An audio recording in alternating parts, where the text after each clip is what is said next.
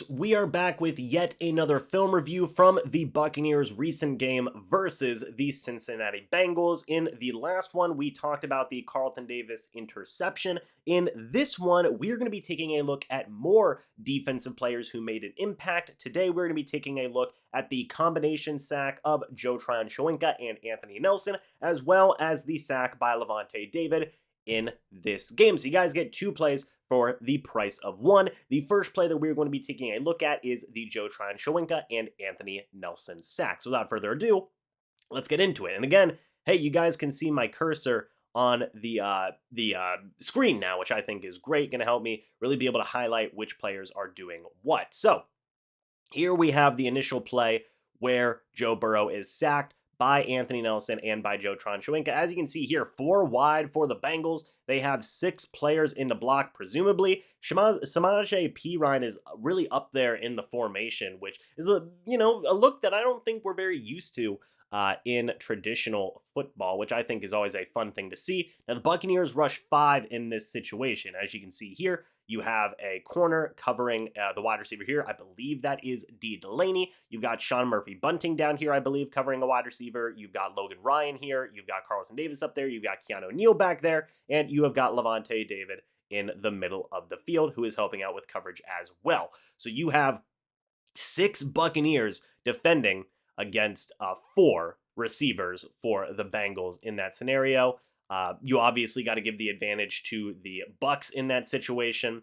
They really do a fantastic job of covering this play from the Cincinnati Bengals. And really, folks, this kind of comes down to being basically a coverage sack, for lack of a better way to put it. I mean, that was just fantastic coverage by the 6 defenders there by the Bucs. The Bengals wide receivers could not get open. Maybe you would have had something with number 16 here going up against SMB, but Jamar Chase was covered in the middle of the field by I believe that's Antoine or D. Delaney and Lavonte David were there. Logan Ryan had that man pinned down. 24 had number 85. Like, whichever wide receiver you want to look at, they were pretty much covered, and that resulted in the Buccaneers being able to get the sack on that play. And we're going to be taking a little bit of a closer look here of the guys who are going to be blitzing in, or I guess I should say pass rushing in this situation. So as you can see, Lavonte David is very much at the line of scrimmage at this point. And this is kind of the weird look I'm talking about. You have Samaje Perine like right there in between the guard and the center, little bit behind the left guard. It's such a weird thing. It obviously telegraphs a pass in that situation. So yeah, the Buccaneers are pretty prepared for the pass in this scenario. And you look, here's the pass. And as you can see here, you have Anthony Nelson on your left-hand side. You've got Logan Hall here. You've got Devin White coming in against the center. You have got Akeem Hicks coming in against former Tampa Bay Buccaneers Alex Kappa. And you have Joe Tryon-Shoyinka coming in against the right tackle as well. Now, Devin White is kind of getting pushed here by the center, but you also have Samaje Perine there as well to help out against Devin White. So they're double teaming Devin White in this situation. That leaves a lot of guys here with one-on-one situations. Samaje Perine is just there to help against White in this scenario. So you've got JTS with a one-on-one. You've got Akeem Hicks with a one-on-one.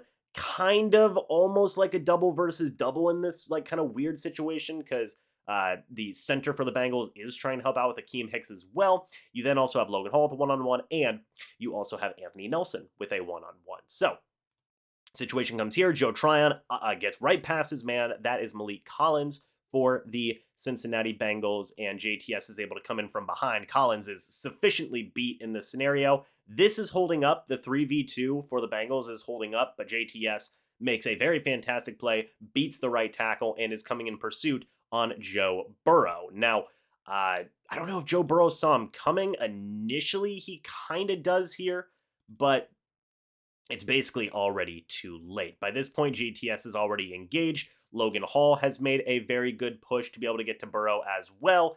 He isn't able to wrap up, but JTS is, and then Anthony Nelson is able to get past his one-on-one situation, is able to help Joe Tryon-Shoyinka finish the play on there. But really, ultimately, this was a fantastic play, not just by the members of the Buccaneers secondary, but also Joe Tryon-Shoyinka as well.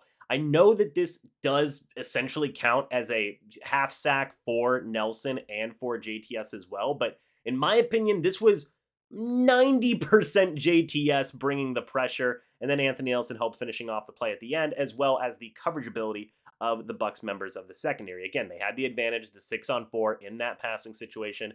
JTS beats his man one-on-one, just really gets past him there with that bend, that swim move, whatever you want to call it. Collins does not have a chance, and JTS was the main proponent of getting that pressure on Joe Burrow. There also a pretty nice job from Logan Hall to get the push in the pocket as well. That was helping to bring some duress to Burrow. We're just going to watch this one more time, and then we can finish off this film review. As you can see, Hall is doing a good job of pushing that left guard back into Burrow a little bit, and also kind of getting a little bit of a bend, pushing Burrow back right into JTS. And Anthony Nelson is there to help finish the sack as well. So all in all, great play by the Buccaneers secondary to get the coverage and just be completely locking down the pass catchers that the Bengals had in that situation.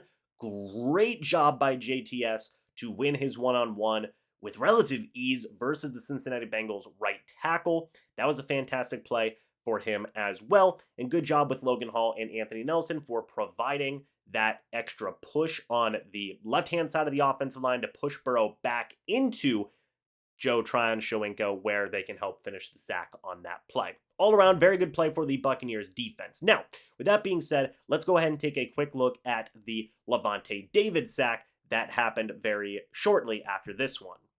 So here we are with the Lavonte David sack that had occurred later on in the game. And I thought that this was such a fun and interesting play because of the fact that Lavonte David came in untouched, right? I mean, it was such a phenomenal play to watch. As you can see here, the Buccaneers have a decent number of players in the box. They have 7 there. So it is going to be a very, very interesting look. Lavonte David, right now, the Bucs are only pushing 4. And we'll talk about the impact that a couple of these guys had here for the Bucs on the defensive line here in a moment. But again, they're only rushing 4. As you can see, the Bengals are sending out 5 guys to run routes. Again, the Bucs have 1, 2, 3, 4, 5, 6, 7 guys out here covering. It's pretty phenomenal. You've even got Anthony Nelson out there in coverage as well. So the Buccaneers were definitely very exotic with this look as to who they were dropping back in coverage and all those other different types of things. So as we can see here, let's go ahead and play this a little bit just so we can see who is rushing and where. So Anthony Nelson, he's there. He's feigning like he's going to rush, but guess what? He's going to roll out. He is going to fall into coverage. Right now as it stands, you've got Raheem Nunez-Roches here with a double team. You have the left tackle who's essentially guarding no one at this point. You've got Akeem Hicks who's coming in against Alex Kappa yet again. And you've got Joe Tryon-Shoyinka who is coming in yet again on the right tackle. And Lavonte David's coming in here on the left side. And this is huge because right here as it stands, you have Raheem Nunez-Roches essentially drawing not even a triple team, but just initially drawing the double team from the center and the left guard. Then he transitions over to draw over the left tackle. The center is basically doubling back now. He's going to take a look at Akeem Hicks, and he's going to help double Akeem Hicks there. And JTS has that one-on-one. And this means that with these 3 guys taken up, Lavonte David's going to not get anybody blocking him in this situation. Absolutely no one. He completely gets to quarterback Joe Burrow untouched because of the ability of Akeem Hicks here, Joe Tryon-Shoyinka, and Raheem Nunez-Roches, and their abilities to stunt, move around, draw some double teams, draw some tips, some even borderline triple teams in some of these situations. Lavonte David's able to come in untouched and get the big hit, the big sack on Joe Burrow. Again, really fantastic job by 2 of the best pass rushers the Buccaneers have had this year, and one of their better rotational defensive linemen in Raheem Nunez-Roches, Akeem Hicks, and Joe Tryon-Shoyinka. So if we watch it again, you look here, I mean, they're locking him up. I mean, Collins is one-on-one with JTS. Akeem Hicks is one-on-one with Alex Kappa. Raheem Nunez-Roches draws that double team at first, like we talked about, then he moves over just enough to where He's going to now draw the left tackle and also going to draw the left guard, the center. He doesn't really have anything else to do, so he's just going to have to focus on Akeem Hicks. Leaves Levante David wide open. Such a very well-schemed blitz by the Bucs for Levante David to get in completely untouched and get after Joe Burrow. Fantastic play by the Buccaneers defense. Also, so many members of the secondary, they really couldn't do anything in the pass in that situation.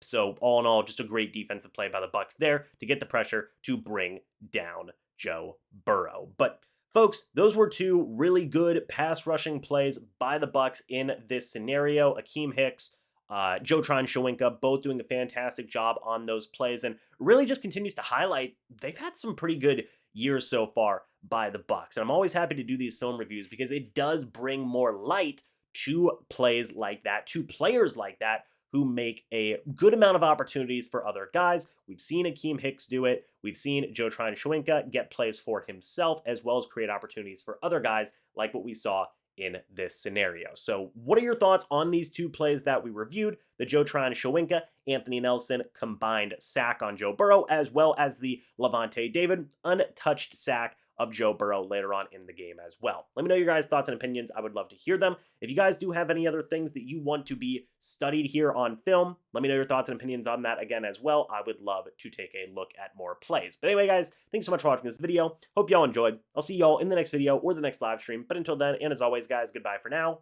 and go Bucs.